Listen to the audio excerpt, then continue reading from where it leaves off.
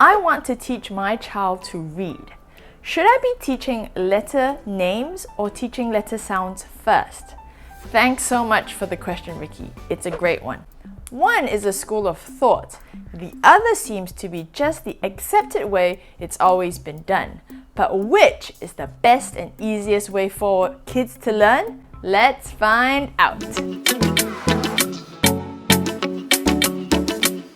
Hi, I'm Leanne, teacher turned stay-home mom, and on this channel, I do parenting, education, and game tip videos. I've taught kids for almost 20 years, and I want to share some of the things I've learned along the way with you. So if you're new here, consider subscribing. Phonics is a way of teaching children how to read. Phonemes are the sounds that letters or letter combinations make, and phonograms refer to the image or letter that elicits the sound. So this here is a phonogram which makes the phoneme sound ah. So should we start with the phonemes, that is the letter sounds, or the phonograms, which are the letter names? And what are the pros and cons of each of them? Let's talk about all these in this video.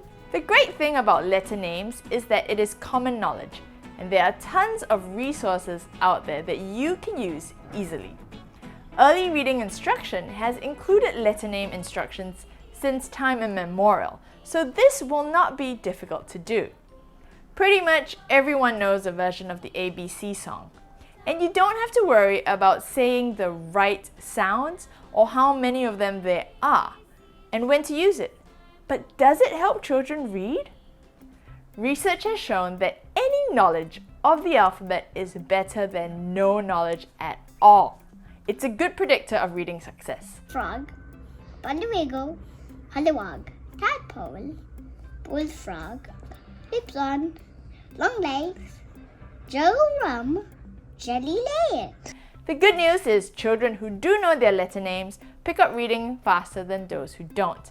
So if you've been teaching letter names, don't fret. It is actually a good indicator that you are providing a supportive family environment and helping the children develop appropriately. And all these point to the higher likelihood of literacy and academic success. Besides tradition, that it's always been done that way, there is a need to know letter names when we order things alphabetically. Labeling things, making lists, locating things in the dictionary or in the library, for example. So don't worry, there is still a time and place for learning the letter names. On the other hand, the challenge with letter sounds is that there are so many ways that a letter could sound and so many ways to use it. This is why our alphabet and the English language has managed to exist for so long, to absorb, to transform, and to mold itself as it takes on new spoken norms.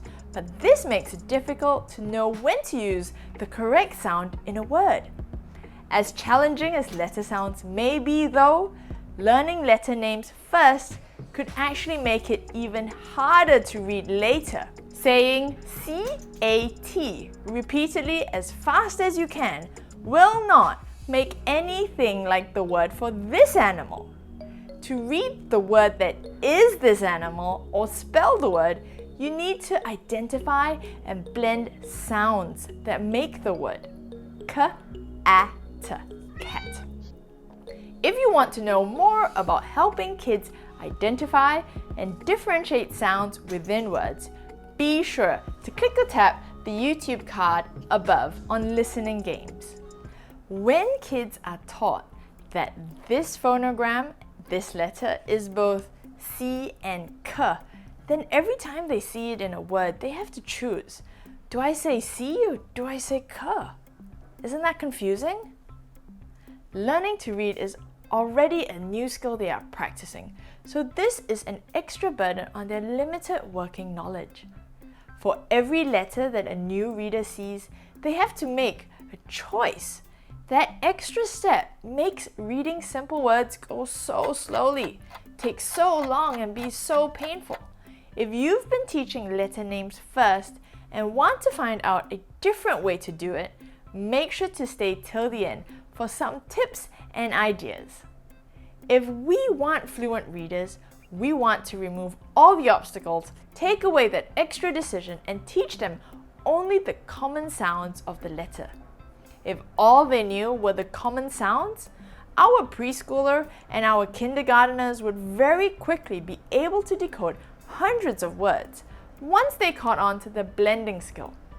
They could never get this far just with letter names alone. Drop a like on this video and comment down below. Let me know, what have you been using to introduce letters and their sounds to your children? Guys, I'm also going to share some of the activities and games we played that help my kids remember the letter sounds in my next video, so make sure you subscribe. If you've been teaching the letter names, what should you do now? Don't worry, from here on, just avoid mentioning letter names. Just say, this letter says eh, or this letter is s. I would also put away all resources like electronics, toys, songs, and avoid TV shows that use the letter names until the children are secure in their knowledge of the letter sounds. When you're ready to teach letter sounds, this is my favorite go-to, my recommendation for all toddlers and preschooler parents. It's colorful but not overly gaudy, and it states explicitly the sound you should say and not the name. All the letters are presented in lowercase letters, and it is textured so that the kids can trace as you read the sound to them. There is no way to go wrong with this book in my opinion, and you can check out the link to this in the description notes below. Teaching your child letter sounds first is a more productive use of your time and their effort in learning. It's not that they shouldn't ever learn the letter names. It's just better to leave it until later when they have started reading. If you want more ideas to hear and differentiate the sounds in language, make sure to check out the video on sound games.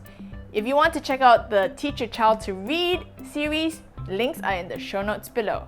Thanks again for checking out this video. Hit the like if you've got a few ideas you can use, and I will see you in the next video.